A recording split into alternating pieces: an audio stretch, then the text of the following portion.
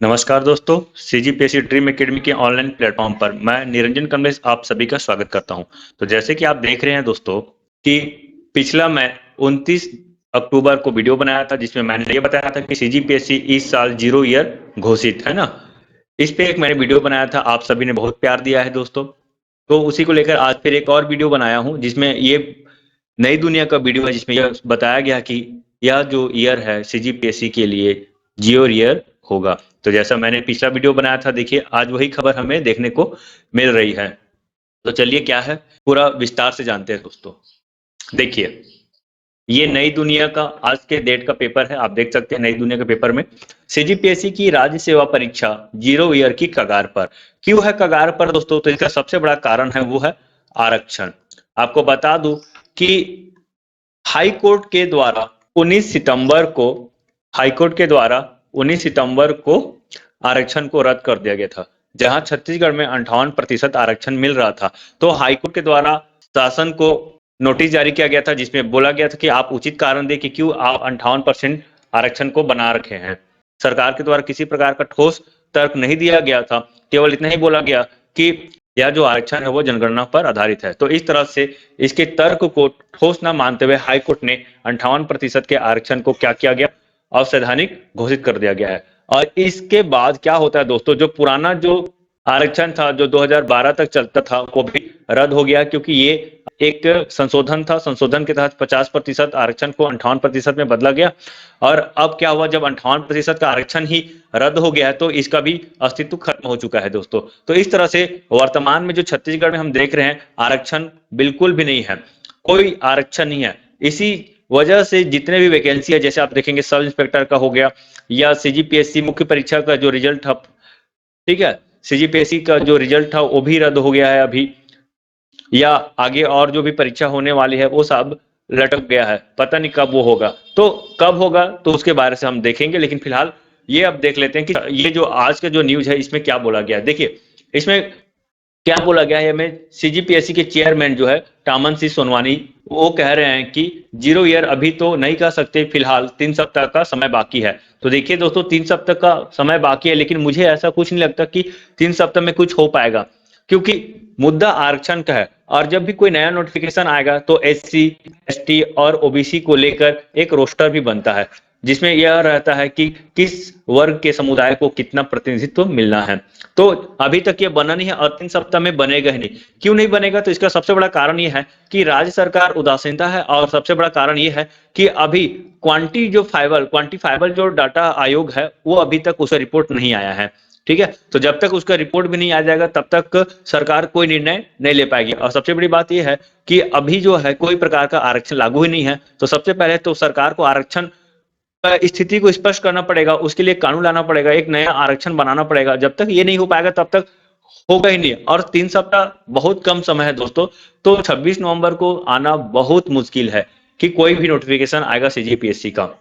और साथ ही साथ जो भी परीक्षा होने वाला था वो भी मुश्किल है कि इस साल हो सके। तो ये साल अब इधर किसी प्रकार का कोई नया नोटिफिकेशन देखने को मिलेगा और ना ही कोई नया एग्जाम होगा। बहुत मुश्किल है दोस्तों, वो सब के सब राज्य सरकार की इच्छा शक्ति के ऊपर डिपेंड करता है। और जहां तक जिस आधार पर स्थिति बनी हुई है, जैसे कि क्वांटिफाइबल डेटा आयोग का रिपोर्ट अभी तक नहीं आया है, किस वर्ग को कितना प्रतिनिधित्व देना है वो भी अभी तक नहीं आया है, और ये 3 सप्ताह में होता नहीं है दोस्तों, बहुत लंबा प्रक्रिया है एक प्रकार का।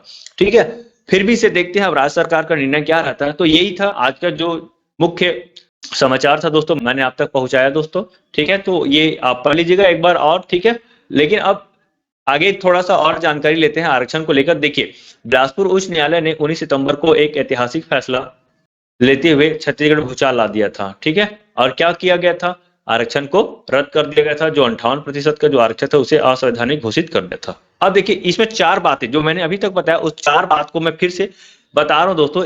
अब क्या हुआ, जो रद्द हुआ आरक्षण, उसके तहत जो छत्तीसगढ़ लोक सेवा आरक्षण संशोधन अधिनियम 2011 जो है वो रद्द हो गया।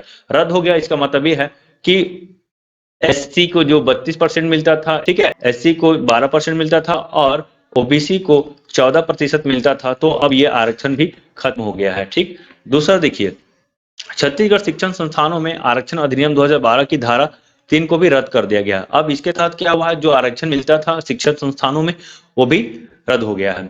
फिर अब देखिए, छत्तीसगढ़ लोक सेवा आरक्षण नियम 1998 में 29 नवंबर 2012 की अधिसूचना द्वारा लाई गया दूसरी अनुसूची मॉडल रोस्टर रद्द कर दिया गया। तो क्या होता था इसमें, देखिए पूरे सरगुजा संभाग के लिए अलग अलग जिलों में जारी 75 से 81% क्या होता था, जो सरगुजा क्षेत्र है वहां के लोगों को ज्यादा प्रतिनिधित्व मिले, उसको रोजगार मिले, इसलिए क्या किया जाता था, 75 से 81% आरक्षण वहां के स्थानीय निवासी के लिए लाया जाता था। वो भी क्या हो गया है दोस्तों, रद्द हो गया है। ठीक है, ये भी रद्द हो गया है। अब देखिए, भारी अव्यवस्था की संभावना को देखते हुए इस फैसले की तारीख तक शिक्षण संस्थानों में दिए गए प्रवेश और लोक सेवाओं में नियुक्ति को सुरक्षित किया गया है। यानी अब तक जो प्रवेश और नियुक्तियां हो चुकी है उसे निकाला नहीं जाएगा। मतलब ये है कि 19 सितंबर तक जो भी चीजें हो चुका था वो ठीक है, लेकिन 19 सितंबर के बाद अब जो भी नया है वो सब रुक गया है। मतलब 19 सितंबर से पहले जो भी भर्ती हो चुका है सो हो चुका है, लेकिन उसके बाद जो भी भर्ती लागू होगा वो नया आरक्षण नियम के आधार पर ही होगा। तो ये था मामला दोस्तों। एक और पॉइंट है इसमें, देखिए अब इसके विरोध में क्या है, जो सर्व आदिवासी समाज है। अब सर्व आदिवासी समाज सुप्रीम कोर्ट में लेकर जाने वाले हैं मामला को। वैसे सुप्रीम कोर्ट तक ये मामला पहुंच चुका है।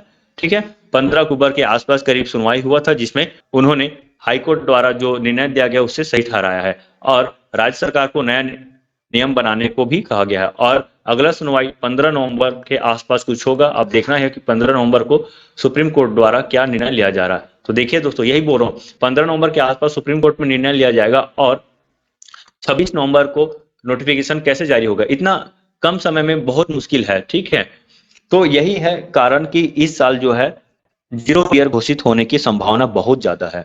ठीक है, देखिए अब यहाँ पे क्या लिखा है कि आदिवासी समाज से संबद्ध कुछ मंत्रियों का कहना था कि सुप्रीम कोर्ट में मामला चल सकता है लंबा, वो भी है ना। ऐसे में अध्यादेश, तो अब एक विकल्प है, एक या तो अध्यादेश लेकर आए या विधानसभा का विशेष सत्र बुलाए और जो भी आरक्षण है उसको फिर से या फिर नया आरक्षण बनाए। ठीक है, और आदिवासी समाज द्वारा 32% आरक्षण को फिर से बहाल करने का पुरजोर कोशिश किया जा रहा है। अब उनका कहना कि आप 32% आरक्षण दीजिए, क्योंकि छत्तीसगढ़ में 32% क्या है, आदिवासी है। ठीक है, देखिए वही इस कानून को संविधान की नवी अनुसूची में शामिल करा लिया जाए ताकि न्यायालय की समीक्षा से यह बाहर हो जाए। अब उनका यह भी कहना है कि जो भी नया कानून आएगा आरक्षण से संबंधित, उससे नवी अनुसूची, संविधान के नवी अनुसूची में क्या करो, शामिल करो, ताकि न्यायालय द्वारा किसी प्रकार का इसमें हस्तक्षेप ना हो सके।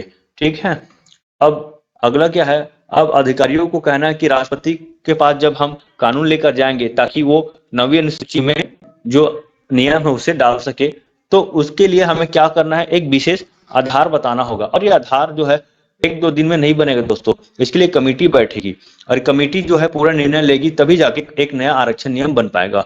और ये कमेटी 4 दिन, 10 दिन या 3 सप्ताह में तो नहीं दे पाएगी रिपोर्ट को। तो इसलिए ये भी कहा जा रहा है कि यह ईयर जो है जीरो ईयर होने की संभावना में है।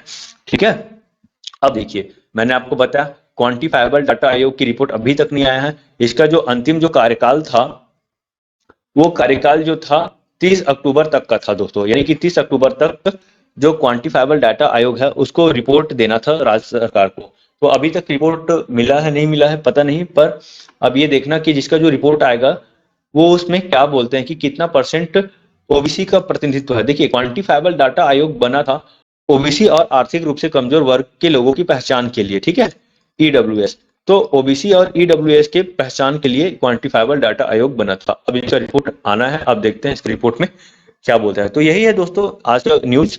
आपको कैसा लगा प्लीज जरूर बताइएगा। और हमारे कोचिंग क्लास द्वारा नित्य नई क्लास लेकर आया जा रहा है, यूट्यूब में अलग अलग वीडियो बनाया जा रहा है दोस्तों। आप जरूर वीडियो को देखिए और कुछ कुछ सीखिए आप वहां से। और किसी प्रकार का कोई समस्या होता है और कोई बातें हैं दोस्तों जो आप हमसे कहना चाहते हैं, तो प्लीज कमेंट करके जरूर बताइए हमको। ठीक है, तो वीडियो यहीं तक था दोस्तों। वीडियो पसंद आता तो प्लीज लाइक कीजिए, चैनल पर नए हैं तो सब्सक्राइब कीजिए और शेयर जरूर कीजिए। ठीक है, तो मिलते हैं नई वीडियो के साथ, तब तक के लिए मस्त रहिए, मस्त पढ़िए दोस्तों, मौका अच्छा है, पढ़ते रहिए। ठीक है, मिलते हैं एक नई वीडियो के साथ, बाय बाय।